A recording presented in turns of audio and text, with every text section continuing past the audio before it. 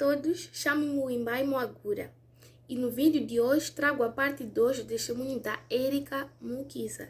Repito, o testemunho não é meu, mas sim da Erika Mukiza. Eu simplesmente decidi traduzir em primeira pessoa. Se ainda não assistiu à parte 1, coloquei o link aqui na descrição deste vídeo e também no final do vídeo. Espero que compartilhem o vídeo para o maior número de pessoas, para que juntos possamos anunciar a verdade sobre o reino de Deus e alcançar mais almas para Cristo.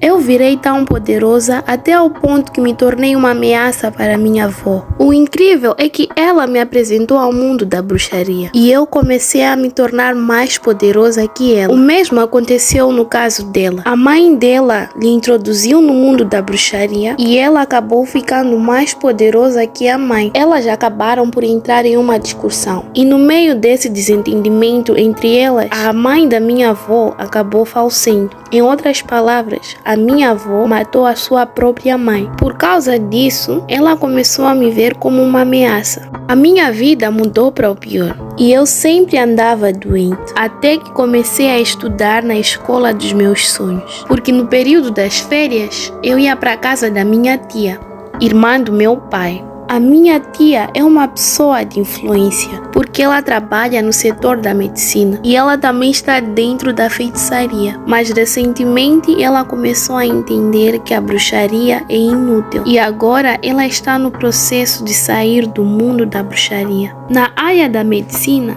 ela trabalhava no setor da saúde reprodutiva e ela trabalhava para o inimigo exatamente no setor da saúde. E eles também queriam que eu trabalhasse para servir o reino das trevas, porque este era o meio de sobrevivência da família. A minha tia queria criar conexões entre eu e grandes organizações, para que juntos pudéssemos promover uma agenda determinada. Eu não tinha muita informação sobre a agenda, talvez por ser um projeto do setor público, mas era algo relacionado com a homossexualidade e o grupo LGBT, porque durante muito tempo eles já vinham planejando isso. Então a minha tia queria que eu estudasse para que ela pudesse me conectar a esse projeto. Quando eu estava na 7ª classe, na escola dos meus sonhos, a minha tia passou a me convidar para eu ir passar as férias em casa dela e ela me introduziu a um novo mundo.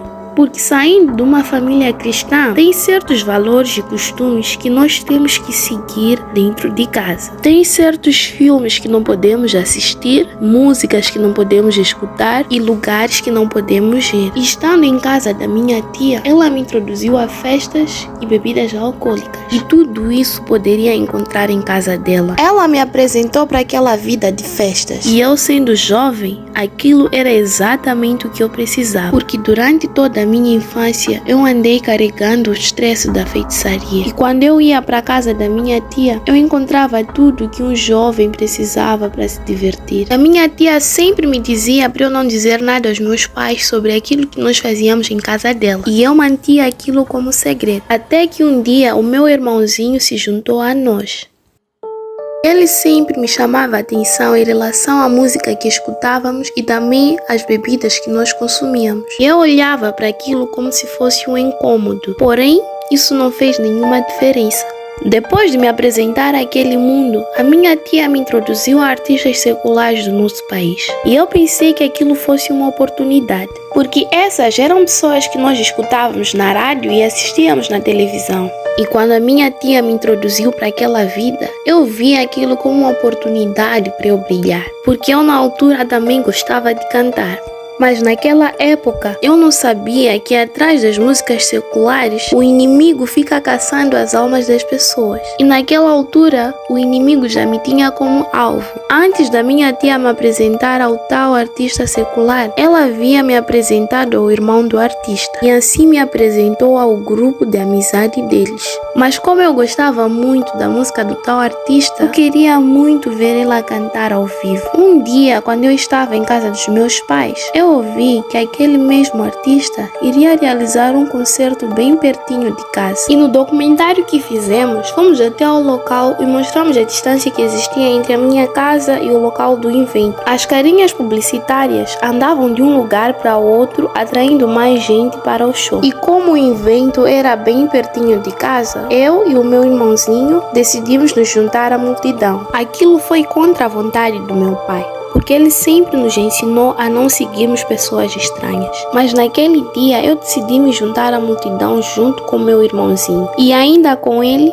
fomos parar num lugar chamado São Judas. Naquele mesmo lugar foi onde a minha tia me apresentou o grupo da amizade do tal músico que eu havia falado a princípio. Eles tinham por aí 3 carros estacionados e as pessoas estavam lutando umas com as outras para simplesmente poder ver o artista, porque assim que ele terminou de cantar, ele direcionou-se para dentro do carro. A multidão era grande e a confusão ainda maior, mas mesmo assim eu consegui passar entre eles para simplesmente poder ver o cantor. Eu sabia muito bem que se eu voltasse para casa, os meus pais não iriam me dar autorização para poder assistir o concerto. A única coisa que eu queria era simplesmente ver o cantor e depois voltar para casa. Como a minha tia havia me introduzido ao irmão do cantor anteriormente, eu só teria que me aproximar a ele e ele próprio iria me introduzir ao seu irmão. Eu estava muito emocionada naquele momento, porque nenhum momento da minha vida me passou pela cabeça que eu teria a oportunidade de ver o meu cantor favorito.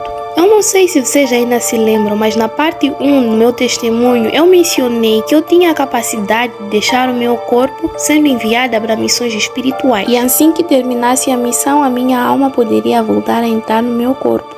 Mas dessa vez, algo diferente aconteceu. No meio de tanta emoção, eu senti a minha pessoa saindo de mim e eu não sabia como explicar o que estava a acontecer. Porque naquele momento eu senti como se estivesse a cair numa armadilha. Eu estava segurando a mão do meu irmãozinho com muita força, como se estivesse assustada. E para piorar a situação, com toda aquela confusão que a multidão estava fazendo para ver o cantor, eu e meu irmãozinho fomos empurrados pela multidão até chegarmos no carro do próprio cantor. E chegando lá, ao invés de ver o cantor que eu tanto queria, eu vi a minha pessoa dentro do carro com o próprio cantor. Eu estava parada do lado de fora, olhando para mim mesma e para o meu irmão e me perguntando o que estava a acontecer comigo. E ainda na dúvida, eu vi o cantor saindo do carro usando a janela panorâmica. Ele me disse para eu entrar no carro junto com meu irmãozinho. O meu irmão estava segurando a minha mão. Todo assustado, ele olhou para mim e disse para não entrarmos naquele carro, porque o nosso pai havia nos ensinado a não entrar no carro de pessoas estranhas. Como naquela altura a minha vida era de escravatura, tudo que eles me ordenassem para fazer, eu fazia. Na altura, nós tínhamos uma babá e ela veio para nos levar de volta para casa, mas já era tarde demais. Porque mesmo se ela tivesse vindo para o meu corpo, a minha alma já estava no cativeiro. O meu corpo foi para casa desmaiado, mas a minha alma entendia tudo o que estava a acontecer naquele lugar. O cantor me levou para o Lago Vitória. A primeira iniciação que o físico daquele cantor teve comigo foi com a minha alma. E só mais tarde comecei a estar consciente do trabalho que fazia com eles. Porque a única coisa que o inimigo procura conseguir numa pessoa é a alma. E dentro dela encontra-se a mente, as emoções, as vontades e o intelecto da pessoa. Tudo que uma pessoa faz sai de dentro dela. Lá no Lago Vitória, nós fomos numa ilha no meio do rio Nilo. Eu pensei que tudo aquilo que eu vi era suficiente, mas para minha surpresa ainda tinha muito por ver. Vocês sabem que quando as pessoas leem a Bíblia, levam aquelas histórias suavemente e pensamos que aquelas histórias estão aí só para nos entreter. Mesmo quando estava na escola dominical, Eu não levava a sério as histórias que nos contavam, mas quando aquele cantor foi ao rio Nilo com a minha alma, eu percebi que as histórias bíblicas são verdadeiras. Porque ainda no rio Nilo, eu vi o cantor realizando rituais que fizeram com que as águas do rio Nilo criassem um caminho. E naquele processo, eu vi uma coisa saindo debaixo da água.